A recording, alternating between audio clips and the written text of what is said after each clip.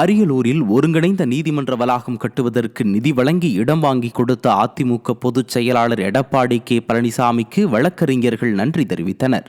அரியலூரில் ஒருங்கிணைந்த நீதிமன்ற வளாகம் கட்டுவதற்கு அதிமுக பொதுச் செயலாளர் எடப்பாடி கே பழனிசாமி 10.28 ஏக்கர் நிலம் வாங்க சுமார் 7,80,00,000 ரூபாய் நிதி வழங்கி உதவினார். இதையடுத்து கழக பொதுச் செயலாளர் மற்றும் முன்னாள் சட்டத்துறை அமைச்சர் சி.வி. சண்முகம் ஆகியோரை மாவட்ட வழக்கறிஞர்கள் நேரில் சந்தித்து நன்றி தெரிவித்தனர். இந்த நிகழ்வில் மாவட்ட அதிமுக வழக்கறிஞர் பிரிவு செயலாளர் வெங்கடாஜலபதி தலைமை வகித்த நிலையில் மாவட்ட கழக செயலாளரும் முன்னாள் அரசு கொறடாவுமான தாமரை எஸ். ராஜேந்திரன் உள்ளிட்ட கழக நிர்வாகிகள் உடனிருந்தனர்.